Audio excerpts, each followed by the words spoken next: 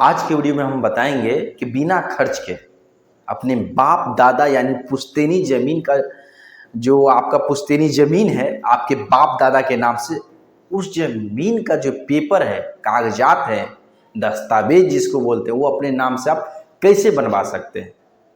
देखिए, बहुत सारे व्यक्ति हैं जिनके पास तो जमीन है लेकिन जमीन का जो पेपर है वो बाप दादा के नाम से है, उस कारण से लोन वगैरह नहीं मिल पाता है, बहुत सारा काम भी वो नहीं कर पाते हैं। तो हम आपको इस वीडियो में तरीका बताएंगे, वो तरीका अगर आप अप्लाई करते हैं तो आपको आसान तरीका से बन जाएगा। देखिए, बहुत सारे व्यक्ति बोलेंगे कि सर वीडियो थोड़ा लंबा हो जाता है, बहुत ऐसे व्यक्ति बोलते हैं। देखिए, हम कभी भी कंप्रोमाइज नहीं करते हैं, जानकारी देने में कंप्रोमाइज नहीं करती। आपको इस प्रकार से जानकारी देते हैं जिससे आपको पूर्ण ज्ञान हो और एक वीडियो देखने के बाद दूसरा वीडियो देखने की आवश्यकता ना पड़े। इसलिए आपको पेशेंस रख के यहाँ पे इसको देखना है, ठीक है। पेशेंस रखिए, थोड़ा धैर्य रखिए, धैर्य रखेंगे सब क्लियर हो जाएगा। देखिए, ये तरीका ये है कि आप लोगों को ये पता होगा कि आपके एरिया में सर्वे हो रहा है या होने वाला है, क्योंकि अभी बिहार में विशेष सर्वेक्षण सर्वे चल रहा है। उसके दौरान आपको कुछ काम करना है। वो काम है ये कि जब आपको एरिया में जब सर्वे होगा, यानी अगस्त में ही सब जगह स्टार्ट हो गया है, आपके मोजा में भी देखिएगा स्टार्ट हो गया होगा या होने वाला होगा, ठीक है। तो जब सर्वे होता है तो उस समय ग्राम सभा लगता है। उस ग्राम सभा में पूरे नियम वगैरह आपको बताया जाता है।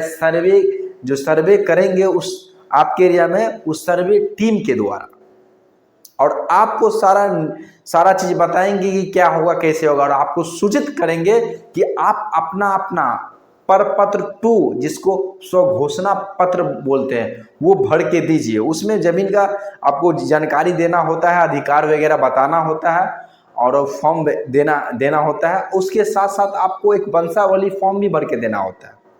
वंशावली फॉर्म भी आप भर के देंगे। और एक वंश वृक्ष होता है, वंश वृक्ष मतलब वंशावली वहाँ बनाया जाता है। वंश वृक्ष जिसको कुर्सीनामा के नाम से भी आप लोग जानते होंगे, अगर नहीं जानते होंगे तो जान लीजिए। उसको कुर्सीनामा भी कहते हैं, वंश वृक्ष भी कहते हैं, फैमिली ट्री भी कहते हैं, ठीक है।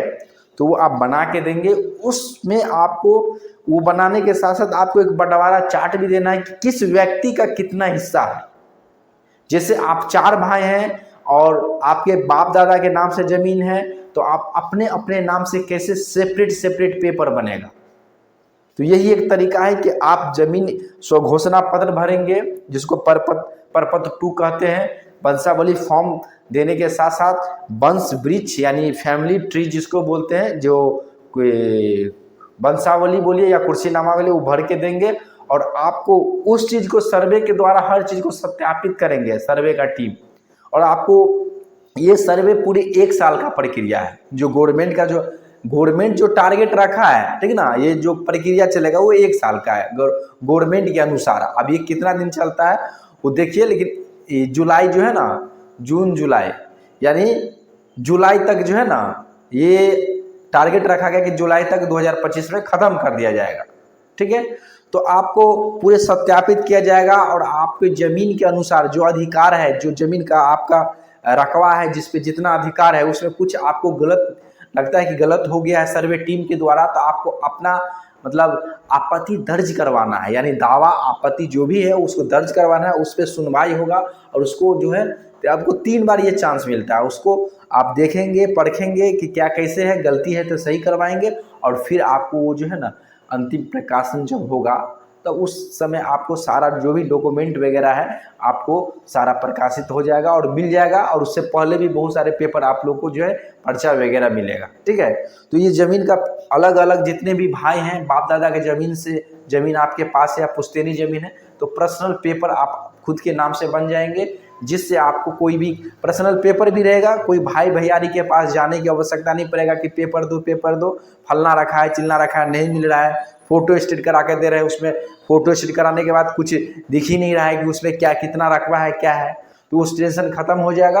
अब पर्सनल ओरिजिनल पेपर रहेगा और कोई झंझट लफड़ा वगैरह की कोई आवश्यकता नहीं रहेगा। लोन वगैरह भी उठाना होगा तो आसानी से आप अपने जो हक है, अपने हिस्सा है, उस पर आप उठा सकते हैं, कोई ऐसे दिक्कत नहीं है। आप बोलेंगे सर आप कौन हैं ये बताने वाले, तो आपको बता दें हम पेशे से वकालत भी करते हैं और हम अमीन भी हैं और अमीन का ट्रेनिंग भी देते हैं।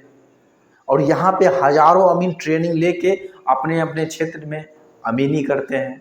जो सर्वे देखते हैं, जो सर्वे वगैरह करते हैं, सर्वे में जो अमीन रहते हैं वैसे वैसे अमीन यहाँ पे ट्रेनिंग लेते हैं और एक सफल अमीन बनते हैं। यहाँ बिहार के हर जिले से स्टूडेंट ट्रेनिंग लेते हैं, ऑनलाइन ऑफलाइन दोनों माध्यम से, और बहुत सारे ऐसे स्टूडेंट हैं सो रह के भी करते हैं। तो यहाँ ऑनलाइन ऑफलाइन दोनों माध्यम से ट्रेनिंग होता है। जो ऑनलाइन करते हैं उनको प्रैक्टिकल ट्रेनिंग के लिए कुछ दिनों के लिए आना होता है। प्रैक्टिकल ट्रेनिंग पटना में, नहीं तो मधुबनी जिला में आके उनको करना होता है, समझ गए। और बिहार से बाहर से भी रहते हैं, जैसे झारखंड, उड़ीसा, छत्तीसगढ़, अलग अलग जिला से। और यहाँ पे जो आपको ट्रेनिंग होता है तो आपको सर्टिफिकेट यानी अमीन में डिप्लोमा सर्टिफिकेट भी मिलता है। और अमीन का जो है